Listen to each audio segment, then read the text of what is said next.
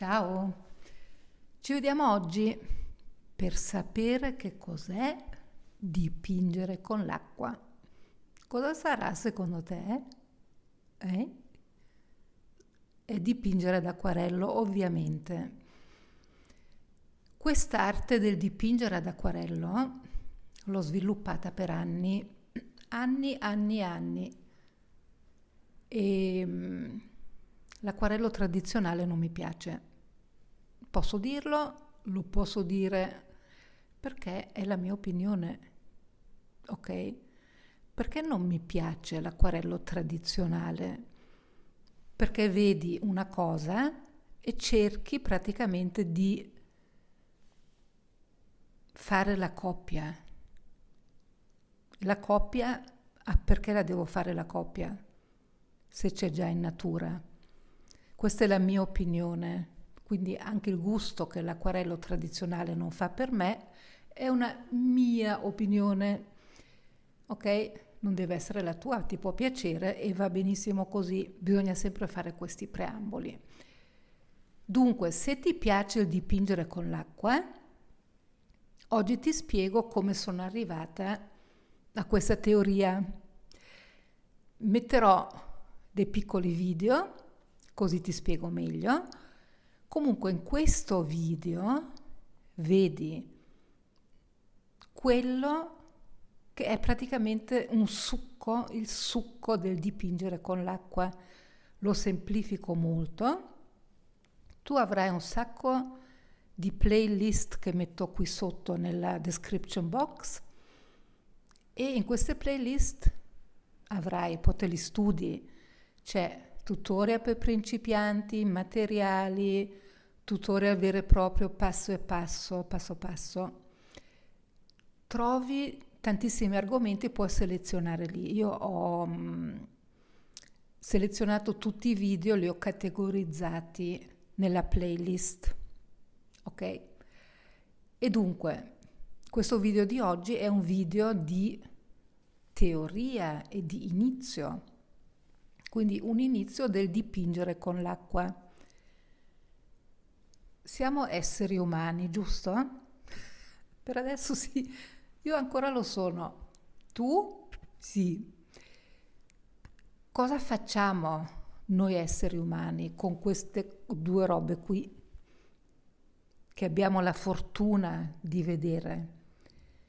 Vediamo tutte le cose in positivo.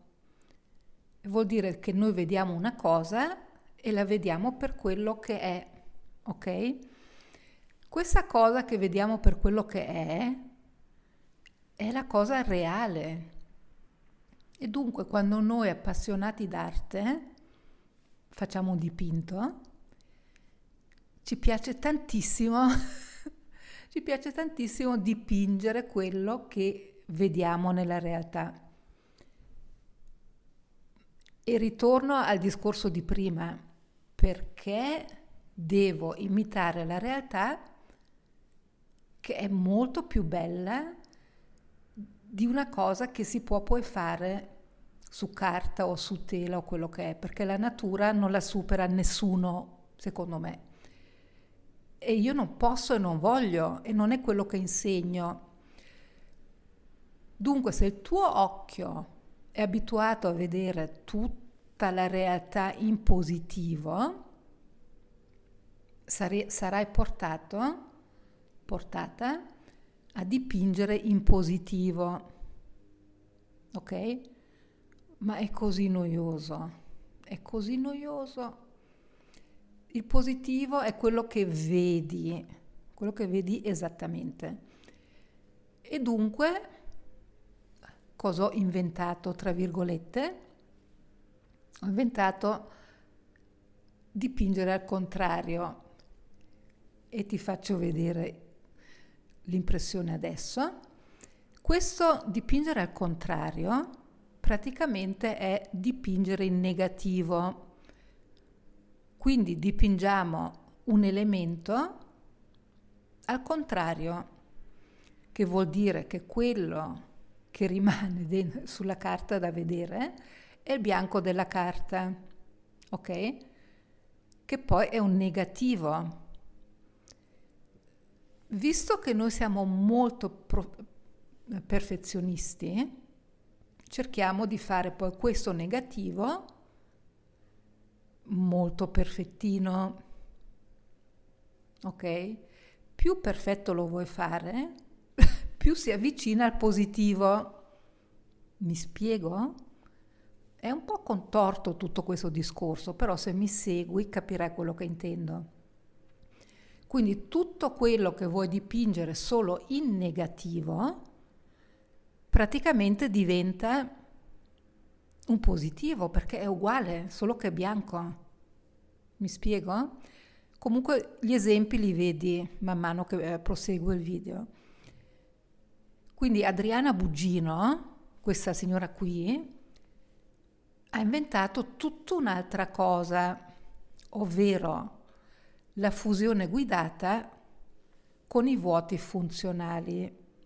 Quindi non faccio né il positivo né il negativo completo, però un negativo parziale che poi mette insieme il soggetto. In questo negativo parziale c'è una cosa fondamentale, è la fusione.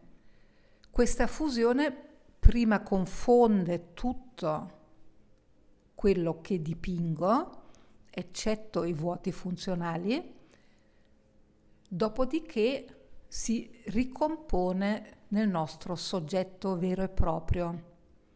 Però bisogna avere un po' di pazienza. Quindi io capovolgo tutto quello che è il concetto dell'acquarello tradizionale, lo capovolgo, lo distruggo e lo compongo. E così nasce il concetto del dipingere con l'acqua.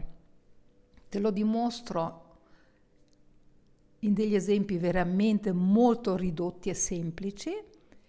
Dopo l'arte è mettere tutto insieme, perché io ti faccio vedere dei piccoli passettini, che poi tanto piccoli non sono, perché l'esempio ultimo che ti metto è già bello tosto da fare. E se ti piace questa tecnica, puoi ricomporla e comporla in un quadro completo, che poi è la nostra sfida vera e propria, adattare il dipingere con l'acqua in un quadro completo, quindi non solo in un pezzettino, ma in tutto il quadro. Quindi noi che siamo abituati a vedere tutto in positivo, lo guardiamo in positivo, lo interpretiamo in negativo, perché poi quel positivo che vediamo non ci va mai bene, perché c'è sempre qualcosa di negativo, ormai, purtroppo. Invece io capovolgo tutto, dipingo in negativo e poi lo vedo in positivo. Mi sono spiegata, eh? Ok, ti faccio vedere i video, ti auguro buon divertimento, perché il dipingere con l'acqua è innanzitutto divertimento. Il canale sta crescendo, benvenuti a tutti i nuovi, perché siete in tantissimi, e adesso prova a fare l'ultimo esercizio, che è il dipingere con l'acqua.